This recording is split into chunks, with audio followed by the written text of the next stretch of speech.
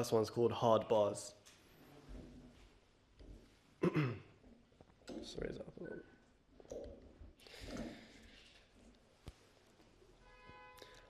I can laugh in hard bars, in large fits, without you. I can pickle tart dills in jars, picked without you. I can sip milk in kitten-fast licks without you, be inside the BFI and watch past flicks without you. I can peel plums and spit out the vast pips without you. I can wander streets till candles last wicks without you. I can win Grand Slam championships without you, or lose it all being a daft git without you. I don't need you here. I can draft fanfics about you, or load an exposing ode with all the nasty bits about you. I can find jobs, buy homes, and sire kids without you. I just can't grip my own hips, kiss my own lips, or live without you. Thank you.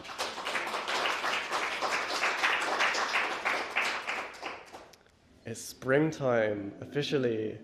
So here's a poem about spring and how it gets you in the mood.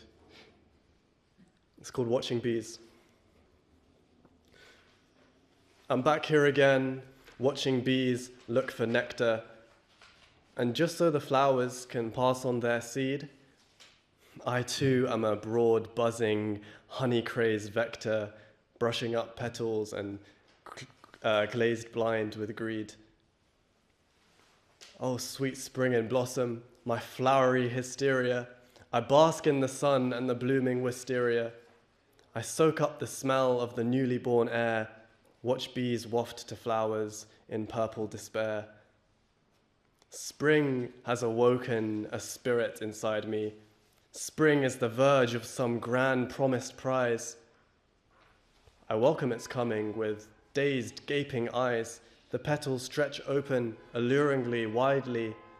The bees have no choice but to flock to the scent and wonder after why it is that they went. Thank you.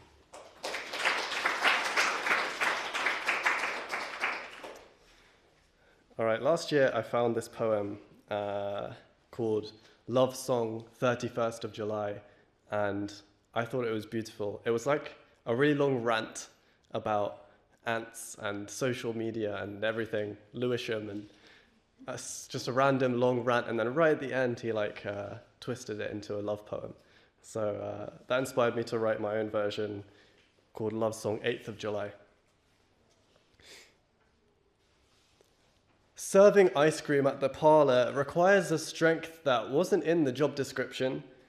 Ingredients must differ from flavor to flavor, for no matter how smoothly I can scoop up a ball of salted caramel, which submits easily under that steel spherical spoon, no matter how sweltering of a school break day it is, the chocolate with chips remains loyally ice hard.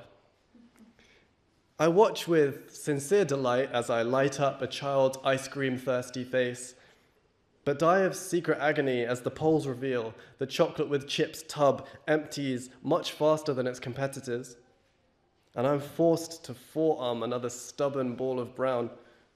My pity extends to the mango and passion fruit, the rum and raisin, who do not top the charts, left to melt in the summer a little longer, as the next under 10 in line reaches out a sticky finger to point excitedly at the chocolate with chips, sparkling puppy eyes imploring up at the parent, and I must haul another frozen tub from the freezer at the back. My love, I do not know why moths are drawn to flames, why kids always choose chocolate, or why those icy molecules hold on to each other so tightly, but it must be the same electromagnetic force that keeps me picking you over and over again. Thank you.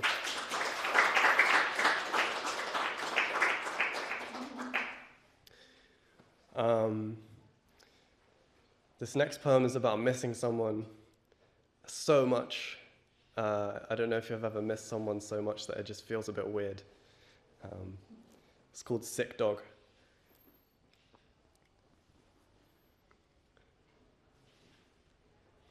I miss you like a sick dog misses the vet. This look doesn't suit me like a bad haircut. Been trying to grow you out like invasive weeds, but you keep repeating on me like a foreign meal. Your warmth haunts my dreams like pissing the bed. Constantly in my head like lodged shell fragments. Way too big on the page like the Mercator projection. I cling onto your rags like a child in the storm. I miss you like a pencil misses being sharp. Everything's slightly off like an unexplored freezer. No one understands like high school maths, but everybody knows like a fart in the corner. I miss you like an idiot misses the point. Learning not to depend like ferns in shade. Now I'm a lone wolf and I don't need help, but I'm a sick dog and I'm missing the vet. Thank you.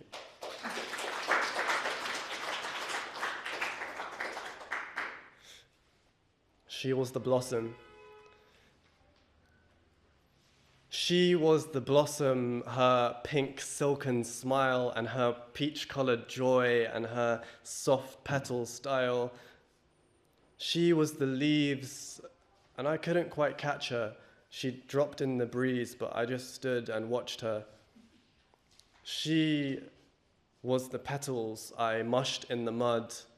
Her sap ran like tears. And she was the buds, and she was the flowers. My foot, without thinking, made paste of her heart with a soul white and stinking. She was cool spring. Away God has tugged her.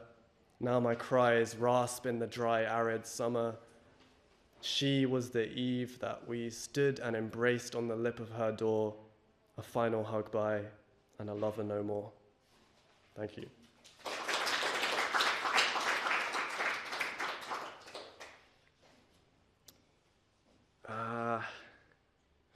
Yeah, here's a poem for someone you don't actually like that much. 16 cute ideas to spend Valentine's Day in silence.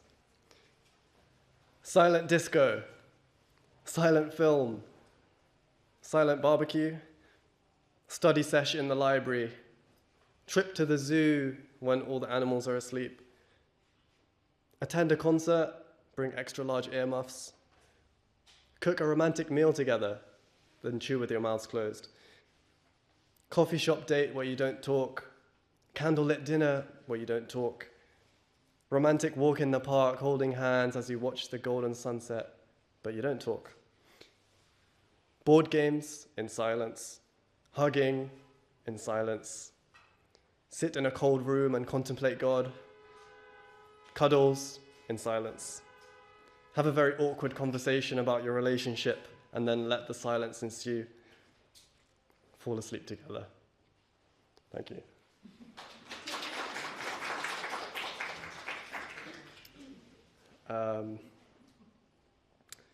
Got a couple minutes, so yeah, let's read another weird one.